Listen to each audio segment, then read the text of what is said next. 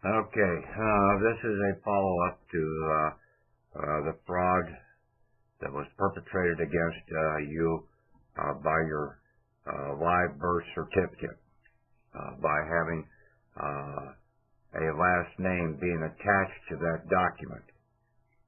Okay.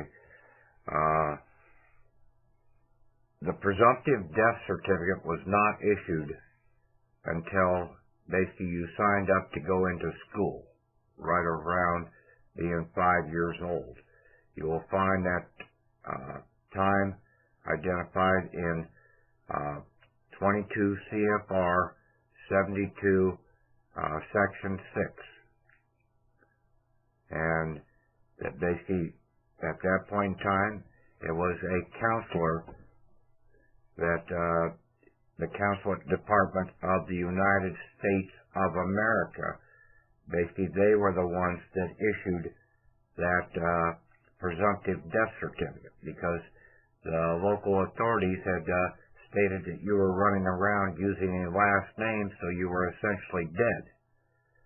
See, when you signed up to go to school at the age of 5, you signed up with a last name, so you were declaring yourself dead. It was done by the consulate.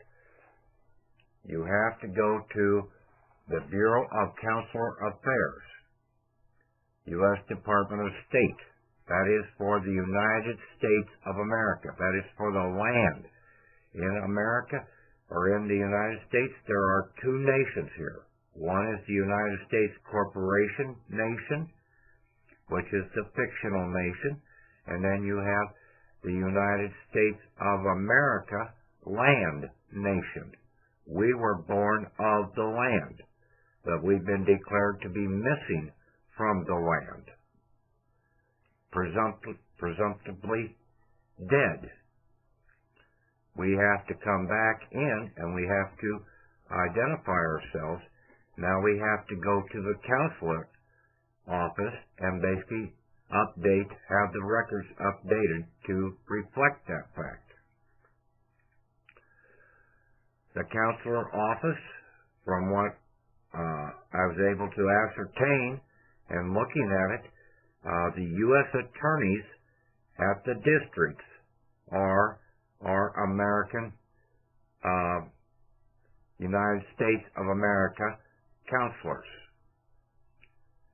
Your county attorneys, talking to one guy yesterday, basically he stated that the county attorneys are all working under the U.S. Attorney's office.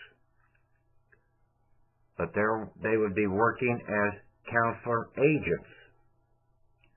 So you can notify your county attorney that you're coming to him as a counselor. Okay, counselor.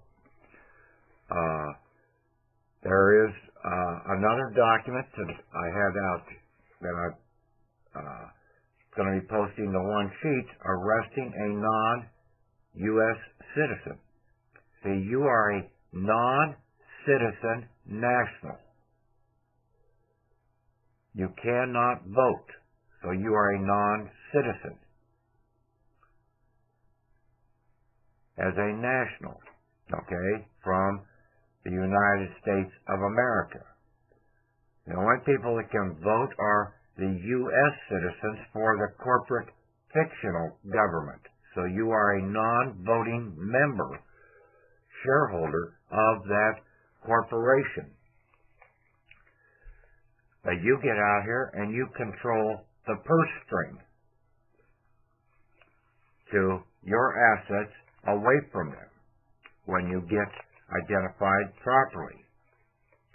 We can't get access to our accounts until basically we lose our last name. You run around with that last name and you are declaring yourself to be dead. This is why all those people in Germany went to the concentration camps, because they had a last name attached. They had basically declared themselves dead. So where were they slated to go? They were slated to go to the cemetery or to the crematorium.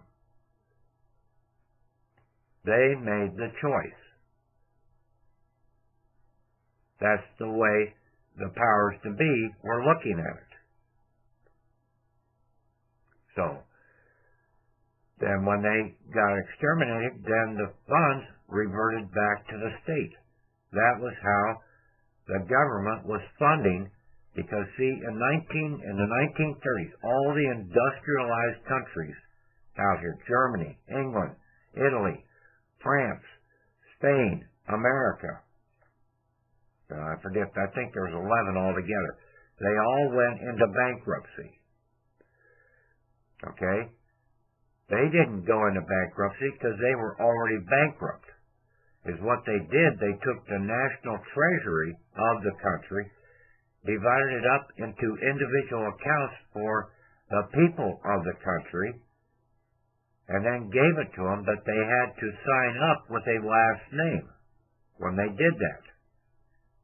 Now, some people got their records corrected and lost their last name, because you can, in law, you can only operate with one Christian name at a time, and no last name, because you're not dead. So you don't run around as Billy Bob. You run around as Billy. And not Billy Bob Smith, because you're not dead. That will go on to your gravestone at the end, if the people want to put it on there. There's things been in the movies, there's been statements like up in Iceland, basically the phone directory up in Iceland. No last names. Everybody is listed in the book as first name. You don't need a last name to operate out here. You don't go over to your neighbor's house and address yourself as Tom Jones. You address yourself as Tom, Bob, Mary, Lucy, Alice, whatever. First name, one name. One name at a time. This goes all the way back to Abraham in the Bible. Abraham, Moses, Daniel, Isaiah, Job, Jeremiah, Jesus. One name. Now, if you want to identify the different person of where he came from, then you would say like Jesus of Nazareth, Patrick of Sigourney, or Patrick of North of Town, Sigourney. But no last name. We have to go and we put our affidavit. You should go and get a doctor's statement, an MD, stating that you are alive. I went down and got one Friday. A physical, and basically got a doctor to basically say that he saw me, and that basically he has stated that I am alive, and therefore all presumptions of death are voided. Now I need to send that to the counselor for the United States of America and have them have the records corrected. I did this with my blood donor's card. I called them up and had my last name removed off the blood donor's card. The lady there said, well, I need to have a last name. I said, try this. Just type some dashes in there. She did, and basically the name was removed. I said, now my card says just Patrick, right? She said, yes. I said, thank you very much. You can go down and get your driver's license the same way. Lose the last name. I cannot have a last name. I am not dead. Remove the last name, put dashes in there. You don't have a middle name? That's what they do there. They put dashes in there. We've done this with the UCC. You do not need a last name out here on these documents. Your Social Security account, the same way. You remove the last name. You do an affidavit.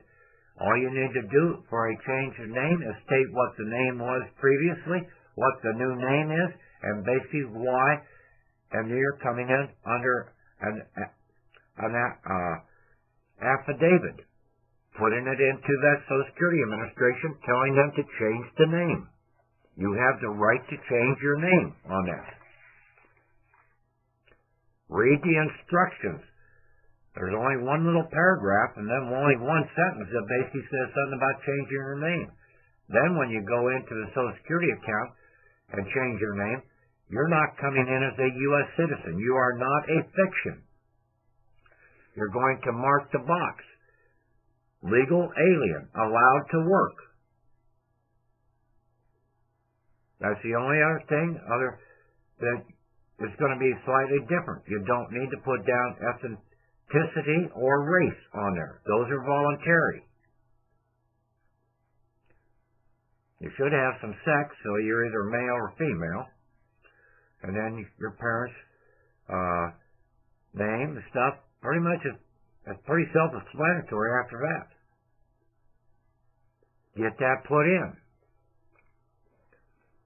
Then, when you go and get a passport, you should now get a red passport as coming from the United States of America, the land.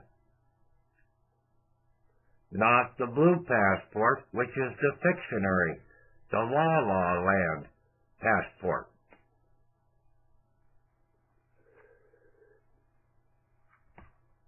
Get rid of your voter registration card because you can't be signed up to vote. Only a United States corporate fiction person can vote for these fictions. Like I said, you sit back, you control the purse string.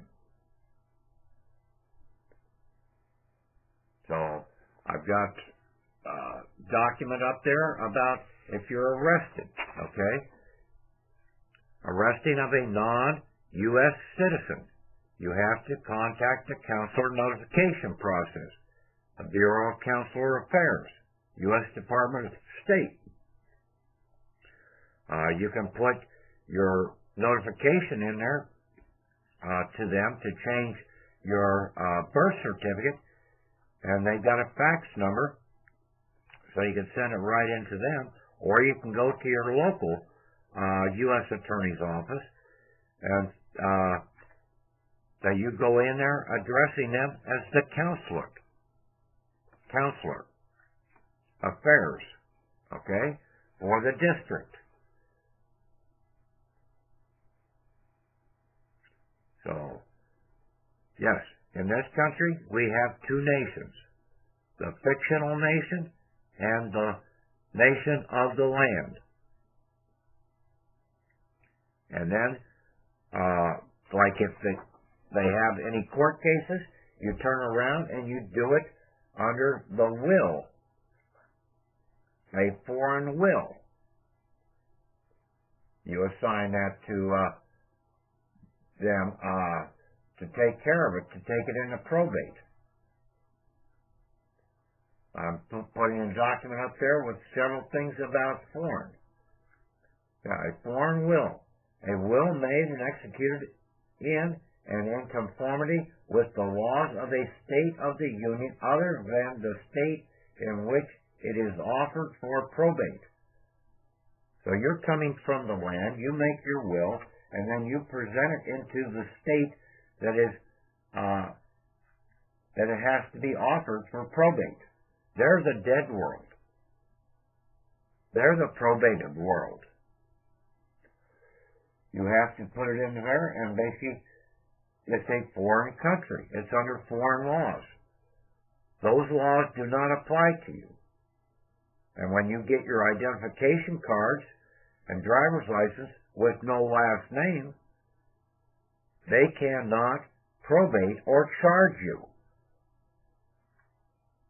because you're not dead. They can only go after the dead.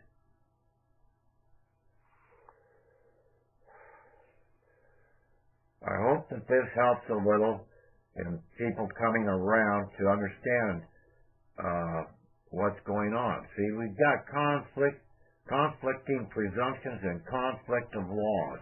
We've got two sets of laws out here, and conflicting presumptions, that they are basically classifying you as being dead because you are using that last name. You need to break those presumptions and then find out which set of laws you're in, and then find out who your counsel is. The county attorney. But you address him from his right side as the counselor, not from the left side as working for the dark side or the dead world. He's got his feet in both areas. But you need to stand in the one area, the world of the living. Okay, I hope this made a little sense. I'll be putting some of this stuff into the system tomorrow. Going to the county attorney, going back over to that other court and straightening them out and saying basically, you don't have jurisdiction over me, you're the dead world, and basically try and show them a little respect because they're dead. Okay? Don't try and argue with them too much, because you argue with the dead, and basically that is, I think, called necrophilia. So, basically then you will get charged. So, have a good day. Take care.